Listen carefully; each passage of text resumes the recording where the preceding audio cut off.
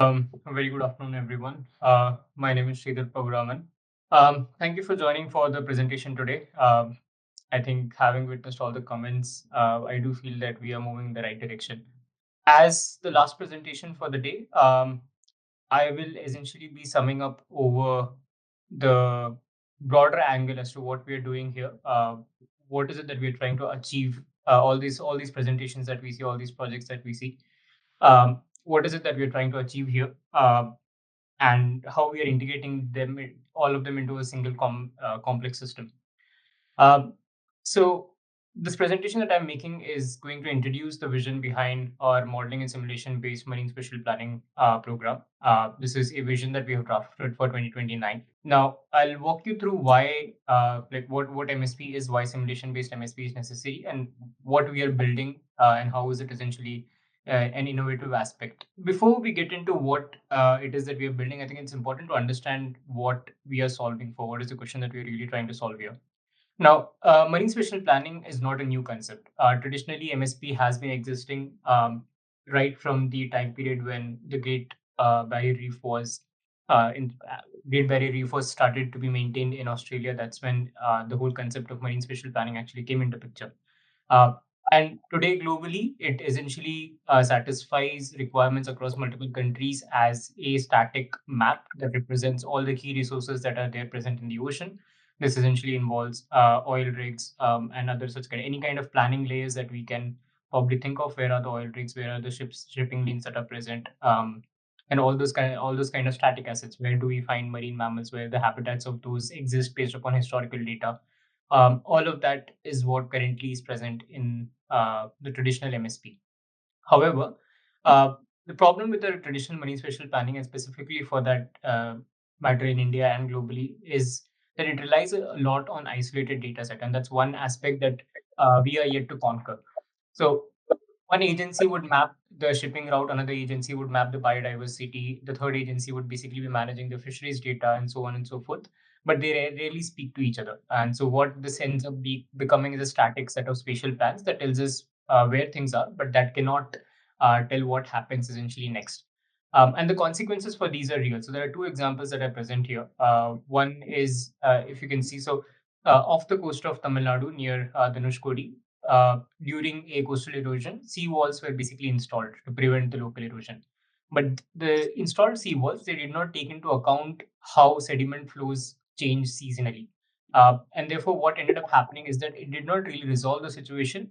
It just moved the problem downstream. So we started seeing that adjacent fishing hamlets lost their beaches, the turtle nestings declined in the region, and so on. The other example is what we are very much aware of what happened in Kerala with the Viringam port, a good $900 million project, transshipment hub, that was proceeding without accounting for how construction would essentially affect the fishing communities. And we saw that by 2018 there was huge amount of protests that were erupted, stalling the complete project for years.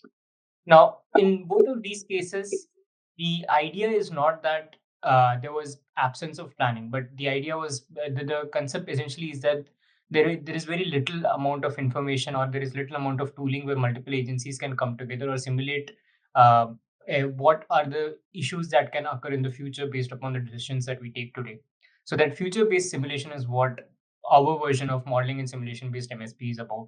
And ideally, even in 2022, the India's highest environmental court has ordered all the regional governments to try and avoid any kind of like hard shoulder defenses and things like that that is possible. But even today, because of lack of comprehensive plans, we do still have such kind of siloed fixes. And this term of siloed fixes is not something that like we are. All of this essentially is quoted. And the fact that even the World Bank in their report in 2020 has represented the fact that a lot of data sets are not shared and they are uncoordinated is something that we need to take seriously.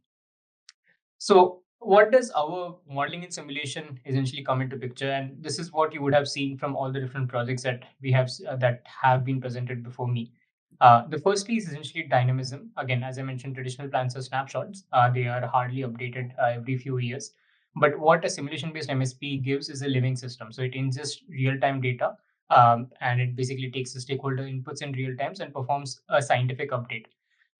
Second is the impact modeling. So because we are simulating, because we are identifying the impact.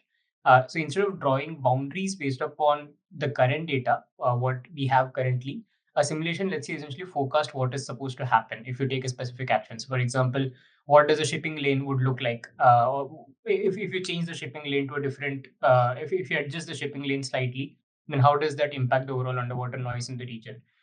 If there is a port expansion that has happening, then how does it impact the sediment flow in the nearby sediment flow in the region? How are the coral reefs impacted? Again, a good example would be what oil spill drifting. So once an oil spill occurs, where does it drift? What essentially happens? So a kind of a future planning, a kind of impact modeling is what this MSP brings together. And this is what together we produce as a modeling and simulation based spatial planning. Uh, Now, in terms of the architecture of how we build this particular product, and this is a single product, this is a single tool that I'm talking about. In terms of the architecture of what we are building, at the top we have a diverse set of data streams that are coming into picture. We have oceanographic data, we have ecological data, vessel traffic, human activity patterns, infrastructure information, and so on and so forth. All of this essentially feed into simulation engines. These simulation engines could be hydrodynamic models or ecosystem-based models, climate projections. Again, every single project that we saw today essentially relied on either a mathematical or machine learning model that was supposed to simulate, the impact of what is supposed to have, what the impact that is being generated, or simulate the outcome of a given set of data sets. Um, Now, the all of this essentially feeds into an impact analysis layer. This is where the platform answers most of the questions, like what happens to this reef if we reroute the shipping, or we saw some work that was happening around storm surge modeling. So if we take the same aspect of cyclone Sidr or cyclone Amphan with an increased level of seawater or sea water level, then how does that impact today, or let's say 5 years down the line, or 10 years down the line? That's what the impact analysis layer essentially brings into picture. And throughout this aspect, we are bringing in the community engagement and stakeholder consultation as a parallel layer across all of this. We have made visits to some of the coastal regions off the coast of Gujarat and other places, and try to identify what is it that the actual coastal community is looking for. And we're trying to develop a system that is more useful to them, as well as also something that they can provide inputs to. So on the left, what you see is what we are developing as a marine spatial planning toolkit, and the broader vision is to integrate the 6 different initiatives, as you can see. The underwater noise mapping, coastal and riverine flood risk, coral bleaching and risk forecasting, oil spill drift simulation, blue carbon ecosystem health, and marine biodiversity and habitat suitability. Um, every single project that we saw today fits into one of these 6 different initiatives. Um, if you look at the image on the left, which essentially showcases the tool, we have multiple planning layers. The idea is that a user essentially selects those planning layers, and we perform a simulation and give an output. So instead of giving just what the AIS traffic is, what we are representing is what is the both the source level of noise generated by the ship, so the noise generating from the propeller of the ship, as well as the overall noise that is being generated for the region, or along with the transmission loss and everything. Uh, Along with that, we have wind noise. We have a lot of other such kind of elements. Again, as I will explain as we move forward. Uh, Now, the first initiative of underwater noise modeling, this essentially involves wind-driven noise, rain-driven noise, and shipping-related noise. All of this essentially, because any kind of ocean noise flow has two major natural contributions. So you have the wind-driven wave breaking, and as well as the rainfall impact that is being generated. So, and both of these are particularly significant for the Indian Ocean region because of the kind of monsoon that we see. So again, taking that into account along with shipping related noise is what the first initiative of forming the cumulative acoustic stress map is all about. Um, the second initiative for coastal and riverine flood. Now, uh, we have a compound flood problem that dominates the deltic region in the IOR.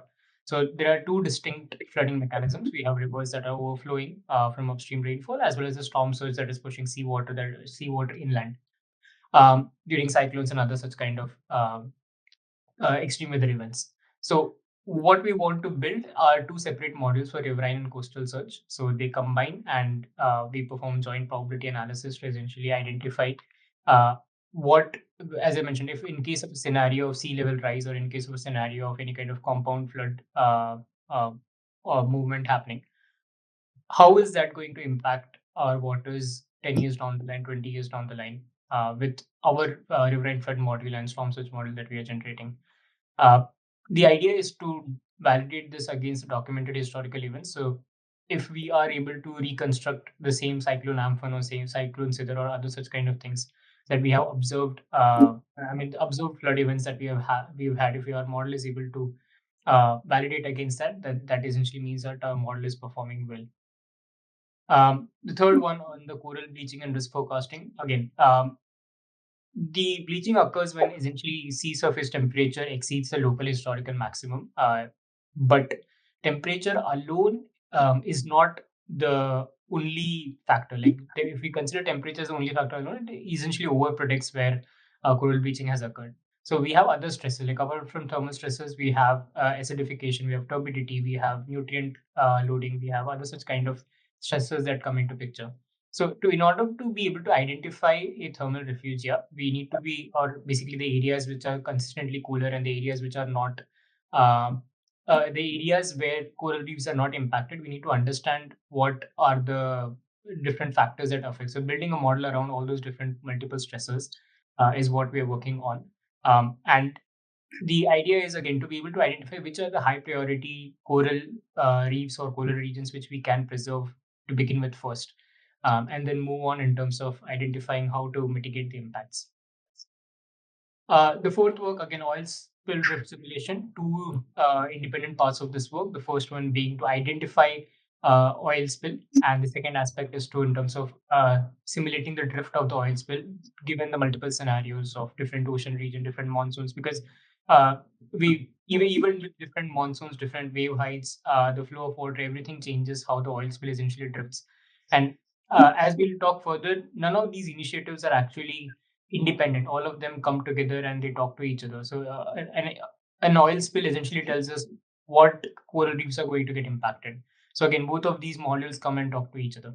So that cross-layer intersection is what makes this MSP like a key player in this work. The fifth initiative is the blue carbon ecosystem health, where we essentially try to map because right now, even we do not have any kind of mapping of the existing set of mangrove and seagrass extent. So the idea is to first perform a mapping of where we have it, and after that, from those baseline, quantifying where the existing mangrove and seagrass can actually thrive based upon the environmental conditions and other factors. So that's the larger idea behind the blue carbon and ecosystem health. The sixth and the large initiative is around marine biodiversity and habitat suitability. So this essentially includes mapping of fisheries, sea turtle, cetaceans, and any other such marine mammals that thrive underwater. The factor that we are considering is not, so the historical data of where the presence of these marine mammals were essentially tells us only, I mean, they are skewed. I mean, those results are skewed because they depend based upon where the sensors are and where the sensors could actually capture those marine mammals. They do not take into account the habitat those marine mammals require to thrive. So we look at it from the other way around. We look at for example, the content of chlorophyll, because the content of chlorophyll essentially tells us uh, the feed for these marine mammals. So where the content is higher, we know for a fact that the microorganisms that are required as a food for these marine mammals are higher. We therefore map that as a suitable habitat for marine mammals, and not just based upon historical record of where these mammals have been seen.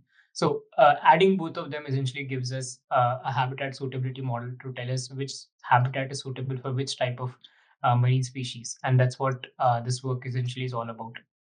So, among these six layers, we have four modules that we have live today. So, this MSP toolkit is live with SRN mapping. We have performed both cumulative and instantaneous noise map across the India's EEZ. So, today, a user can essentially select a region and identify what is the overall noise that is being generated in the region, as well as I mentioned, we wanted to provide more than just static information. So, it's not just about all of this is coming from live AIS feed data.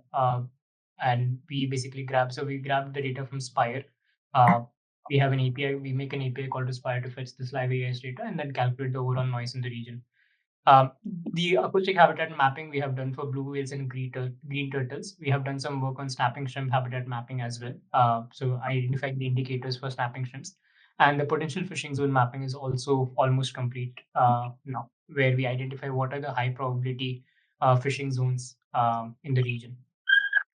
So these are some of the images from the models that we have generated. The background, what you can see, and again, as I mentioned, all of these essentially come together and intersect with each other.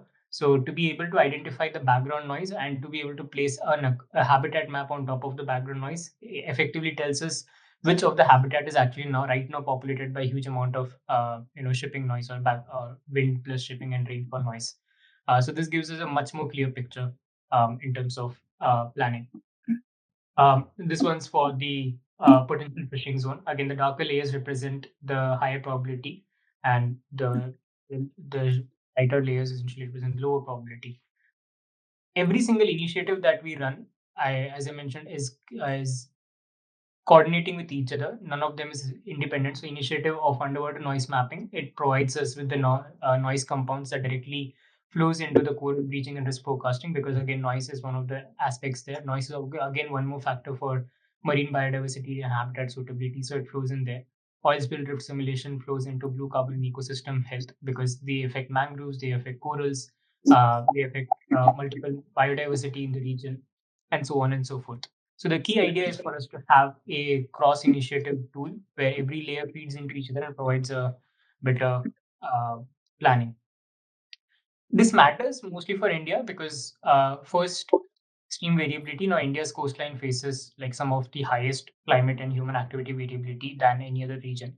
And a static map does not satisfy our requirements there. Second is essentially resource constraints. So even if we wanted to do things with a proper set of, like even if we wanted to perform a blanket deployment of sensors to actually really record all of these kind of data and we basically derive these data and work on top of it. It is not economically feasible for growing countries to actually invest in such kind of blanket deployment of sensors. The third is data fragmentation. Now we know that marine data sits across multiple agencies, MOEFS, MOEFCC, and all the other different kind of agencies, but there is no single platform that gets integrated. All of that gets integrated into. So this MSP is expected to be a platform where both the data can be fed into as well as the data can be pulled out of. So we have public APIs that agencies can push data into and basically work along with each other as well as pull data from what we have generated or what we have simulated and ingest that into their own platforms for their own work. And the last one essentially is governance complexity. Today, we do not have a single authority for marine spatial planning, even though it is being pushed extensively across the globe. Um, when we do derive such a such kind of a tooling, essentially will reduce the complexity of the governance when it comes to marine spatial planning. So this is what we identify that by 2029, this platform will essentially integrate all these six simulation-driven initiatives into single decision support tool, as we call it. Most of the initiative that we are doing uses either open source data, and in very few places we have relied on data that we do not opt in open source. And again, as I mentioned, four of the modules are already generated. The remaining initiatives are scoped. So we are hoping to deliver by 2029 the vision that we have for MSP. That is all from me. Thank you.